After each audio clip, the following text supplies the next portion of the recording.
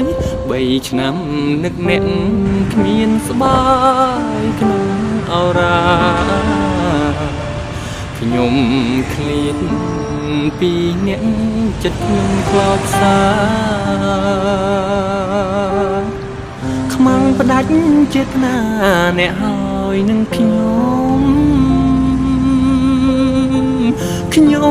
ឃ្លាតអ្នកចឹងទេ